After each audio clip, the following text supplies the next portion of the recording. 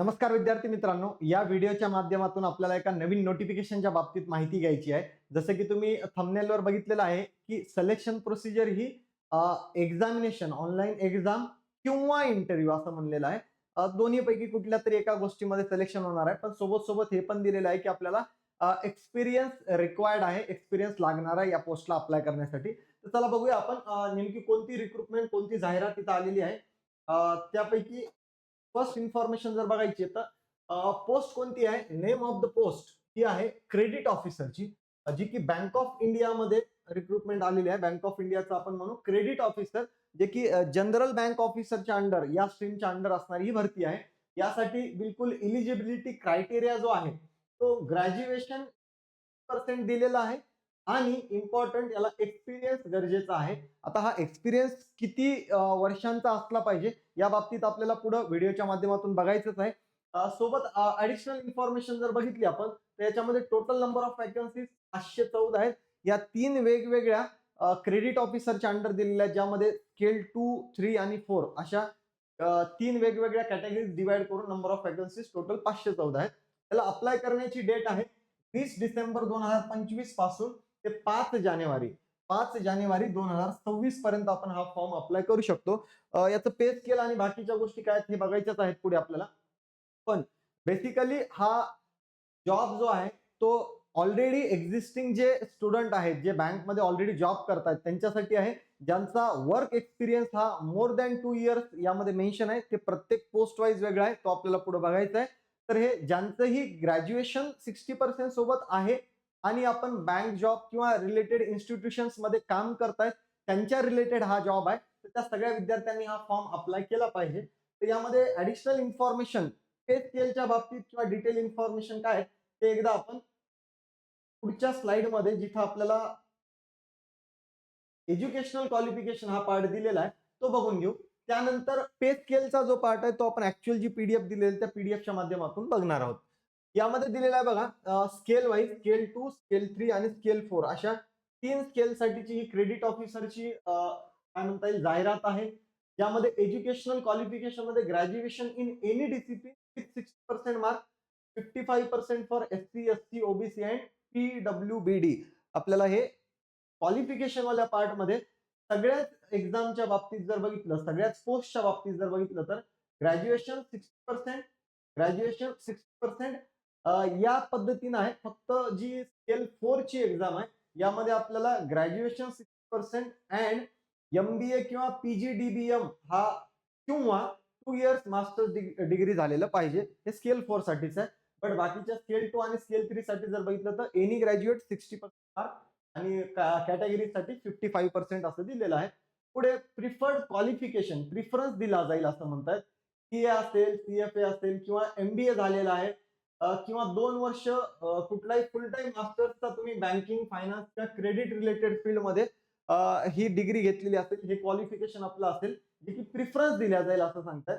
त्यानंतर एक्सपिरियन्स वाला पार्ट महत्वाचा आहे, ज्यामध्ये स्केल 2 साठी जर बघितलं आपण तर 3 वर्षाचा टोटल एक्सपिरियन्स दिलेला आहे, जो की एक्झिस्टिंग आपण म्हणू की क्वालिफिकेशन म्हणजे प्रोबेशनरी ऑफिसर स्केल 1 जो 1 वर्षाचा असेल प्लस 2 इयर्स असे टोटल 3 वर्ष मिळून हे कुठल्याही एमएसएमई असेल, commercial project, mid and large credit in scheduled PSB, scheduled private banks और लिस्टेड फायनान्शियल इन्स्टिट्यूट मध्ये हा जॉब असला पाहिजे. यापैकी कुठलंही आपण क्वालिफिकेशन जर आपलं झालेलं असेल तर स्केल 2 साठी आपण अप्लाय करू शकता. सेम स्केल 3 साठी जर बघितलं तर 5 इयर्स दिलेला आहे आणि स्केल 4 साठी 8 इयर्स. जे ऑलरेडी बँक एम्प्लॉईज आहेत किंवा मग या फायनान्शियल इन्स्टिट्यूट मध्ये जॉब करतायत गेल्या 3 वर्ष, 5 वर्ष किंवा 8 वर्ष या कॅटेगरीमध्ये, त्यांना 2 वर्षासाठी स्केल 2 साठी जर बघितलं तर 3 वर्ष, स्केल 3 साठी जर बघितलं तर 5 वर्ष आणि स्केल 4 साठी बघितलं तर 8 वर्षाचा एक्सपिरियन्स. म्हणजे हे सगळ्या एक्सपिरियन्स बेस्ड जागा आहेत.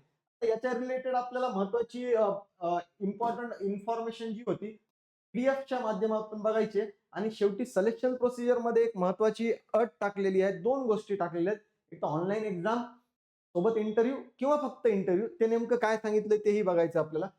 नोटिफिकेशन मध्ये दिलेली लास्ट डेट इथं आहे 5 जानेवारी 2026. 20 डिसेंबर म्हणजे आजपासूनच फॉर्म अप्लाय करणं स्टार्ट झालेलं आहे.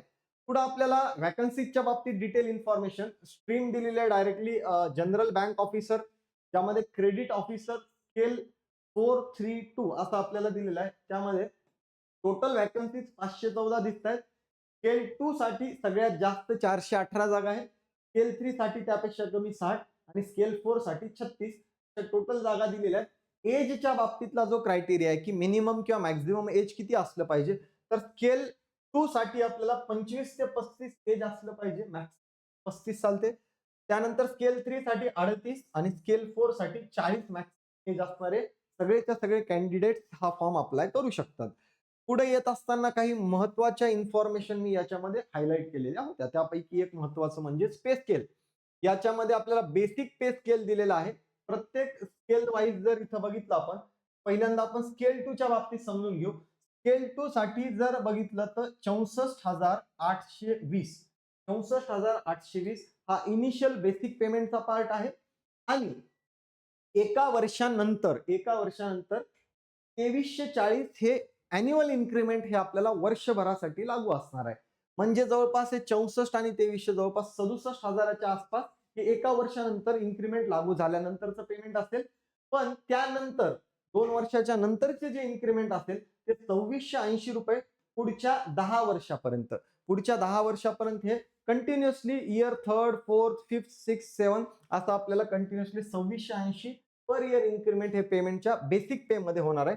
सेम तिथं स्केल 3 साठी 85,920 हे पहिल्या इनिशियल बेसिक स्टार्टिंग आहे आणि त्यानंतर 5 वर्षासाठी हे 2680 आणि त्या पद्धतीने पुढे आपल्याला इन्क्रिमेंट दिलेले आहेत. स्केल 4 साठी 1,02,300 या पद्धतीनं आणि 2980 हे आपल्याला अॅन्युअल इन्क्रिमेंट हा पार्ट दिलेला आहे. बर, एलिजिबिलिटी क्रायटेरिया सगळ्याचा सगळा 1 नोव्हेंबर 2025 ला कन्सिडर केला जाणार आहे. बाकी बेसिक इन्फॉर्मेशन नॅशनॅलिटी वगैरे ह्या पार्ट आपल्याला माहिती आहे. एलिजिबिलिटी क्रायटेरियाच्या बाबतीत आपण ऑलरेडी फर्स्ट स्लाइडवर बघितलेलं होतं. Candidate belonging to reserve category यांच्यासाठी फक्त सांगितलं की मिनिमम 55% मार्क्स असणं गरजेचं आहे. अदरवाईज जनरल कॅटेगरी आणि ओबीसीच्या कॅन्डिडेटसाठी आपल्याला बघितलं तर 60% हा क्वालिफिकेशनचा क्रायटेरिया दिलेला आहे.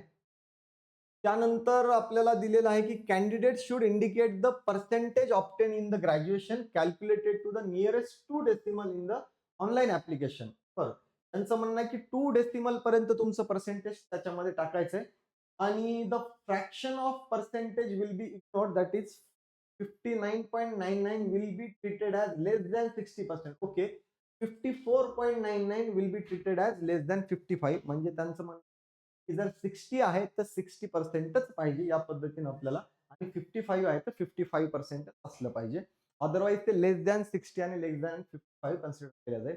Candidate ready to work anywhere in India should apply. म्हणजे हा आपल्याला एनिवेअर इन इंडिया जॉब असणार आहे. एज रिलॅक्सेशन आपल्याला कॅटेगरी वाईज दिलेला आहे. शेड्यूल कास्ट एससी एसटी साठी 5 वर्ष, ओबीसी साठी 3 वर्ष, त्यानंतर पर्सन विथ डिसॅबिलिटीजला 10 वर्ष, एक्स सर्व्हिसमॅन असतील तर 5 वर्ष आणि अफेक्टेड बाय 1984 राईट्स मध्ये 5 इयर्स हे एज रिलॅक्सेशन दिलेलं आहे आपल्याला.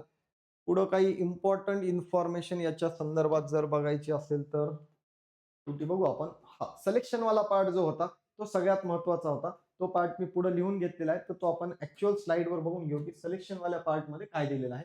बघा, सिलेक्शन वाला पार्ट जर बघितला तर सिलेक्शन प्रोसिजर ही online test and or interview या पद्धतीने मेन्शन केलेलं आहे.